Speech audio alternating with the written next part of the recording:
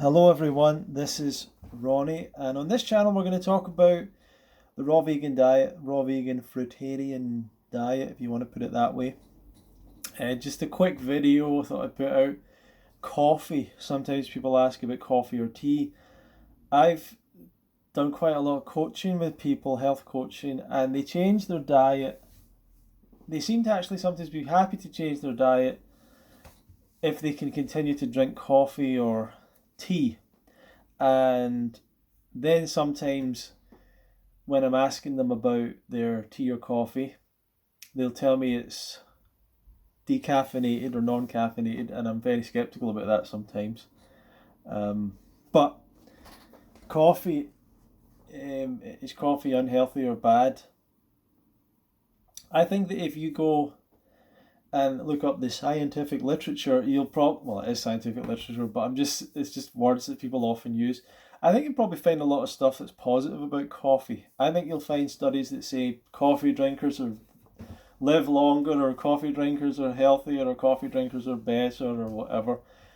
Yes, athletes perform better on coffee. I think you're probably gonna see a lot of that stuff. And coffee is a performance enhancing drug. It's obviously a stimulant. It gives the perception and feeling of a tremendous boost of energy, so people like it. And I think it does short term help people with focus and gives almost an unnatural level of focus and energy. So people like coffee. It gets them up in the morning. It gets them going. A lot of people work with coffee. It's a performance enhancing drug of choice of the capitalist, era or world or whatever. Which I do think, by the way, is the best system that we have.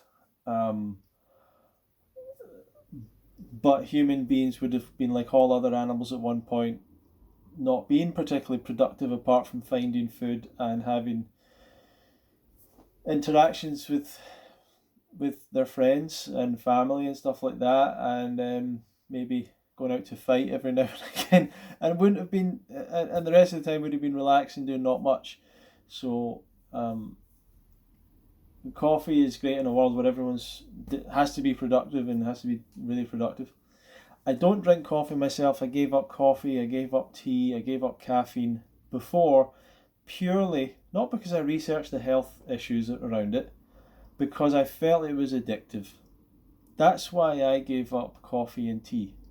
I was on a health journey of giving up different things, and I felt I was becoming more dependent on drinking tea or coffee.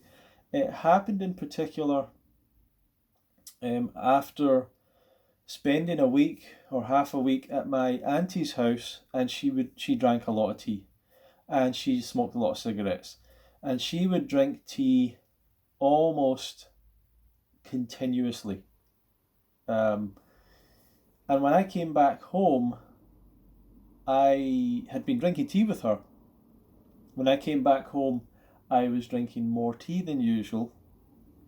And I just started to think, this is kind of like, feels a bit addictive now. And I just thought to myself, I'd probably heard something about it not being particularly good for you in it, so I thought I would give it up, which I did. And my experience of giving it up was that I did have a few days where I had a few moments of emotional irregularity kind of stuff. I remember I was cooking at the time. I used to cook, and I was cutting up onions or something, and I put it in a pan, and there was music, and it was noisy, and there was heat, and it was and I got angry. I don't know why, and I ended up throwing a knife at the window, which is kind of out of character for me, but I did do that, and I later on thought, oh yeah, I've just given up coffee, or I've given up caffeine. I was never really a coffee drinker, to be honest. I was a tea drinker, and where I come from, tea is the culture, and we would have tea every day as a family together. We'd have cups of tea and biscuits. When people come over, you make them a cup of tea, you have tea together. If you go to someone's house, you're expecting them to make you tea. And so I don't really conventionally sit in that social convention anymore. Interestingly enough, my dad only drinks black tea. Black tea is tea without milk, for people that don't know. And most people here drink tea with milk. And when I was younger, we drank tea with milk with sugar. But when my brother was diagnosed diabetic, when we were younger, we stopped having sugar in our tea. That was one of the first dietary changes I ever had, and that was at a very young age. In not so much in the UK now, probably it's not as common, but there used to be a lot of people. I think my grandparents, my grandfather, a lot of people who would add a lot of sugar to their tea. So that was a big part of the diet of a lot of people, was a lot of sugar, with 2 or 3 or 4 or 5 teaspoons of tea. And some people, I've heard ridiculous stories of how much sugar people have had in their tea, like really huge amounts. But for us, we gave up the sugar in the tea, so it was just the tea. Now, what you find if you give up tea or coffee is you maybe think, well, I'll replace it with decaffeinated tea or coffee. But what you really find is there's not really any flavour to the decaf tea or coffee. But because really it's the caffeine that you're after, it's not really the flavour. It's not really flavour. It's similar to alcohol. It's not the flavour of it, it's the fact that you're sort of addicted to it. It has a stimulating effect that you enjoy. And that kind of triggers the feeling of it being desirable. It's not really, from a taste perspective. Personally, would I go on about tea or coffee having major health problems? I don't really know. I don't really know if it has major problems. I would suggest if you want to live a healthier life, it's not a part of a truly healthy lifestyle. Is it the number one thing you want to focus on to give up? I pretty much don't think so, but I think it's definitely something you want to take out at some point. And I think it's relatively easy to give it up, but it is the most obvious and immediate detox symptom stimulating thing is giving up caffeine, because people taking a lot of caffeine. So when they come to a fruit festival, raw vegan retreat, something like that, if someone has been a major coffee drinker, they're going to probably have cold or flu symptoms for a couple of days and be totally fatigued. And the thing is, you go to a raw diet, you should feel like, yes, healthy, amazing, I feel great, I feel hydrated, I feel like energy. But those really high caffeine addicts are not going to feel it. They're going to have maybe 2 or 3 days of cold and flu symptoms. Real detox. That's and it's not that, I wouldn't say that's detox. That's basically a come down from a drug. That's the body readjusting from the come down of a very strong drug. So I don't want drugs to perform. I don't really want drugs in my system. I don't want to stimulate my body. But does it lead to chronic disease? Does it lead to major disease? I don't know for sure. And I'm going to guess that we don't have a lot of evidence for that. Is it a part of it? A part of the thing? I don't know. I honestly don't. I would suspect it's part of it. All the people in the world that have energy problems, everyone's tired, everyone's fatigued, I expect that's far more to do with coffee than anything else. But not because it destroys your system or anything, because it just unnaturally stimulates and boosts your energy, and then you have a come down after it. So people that are really addicted to it, their energy is just up and down and crashing all the time. And they can't get up in the morning, and that's the kind of thing for me that I just don't want. I don't want a substance to control me. That's why I don't want addictive things in my life. Really, you're always going to maybe have something that you're sort of more addicted to than other things, but you don't. It's better to not have that, So coffee, is it part of a raw vegan diet? Not really for me. Is caffeine a healthy thing? I don't think so. Is it the worst thing? No. Is it damage? Is it causing chronic disease? Probably not. Maybe it contributes to it to some degree. Technically, it's got antioxidants in it, so there's some benefits to it if you don't eat enough plant foods. The people that are carnivore but they have coffee, at least they're getting some plant foods from the coffee or the tea. They're getting something. They're getting some antioxidants, not the best form, but they're getting something.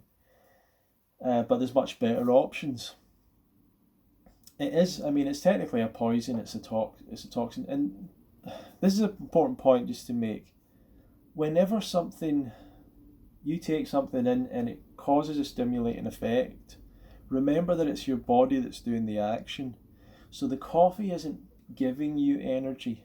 The coffee is artificially dragging your energy out in one boosted moment, if that's the right terminology to use, but it basically stimulates your energy. Your energy should be consistent, basically.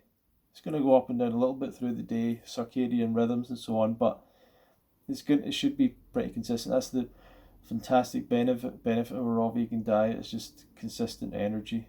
And so many people are crashing up and down all the time, up and down.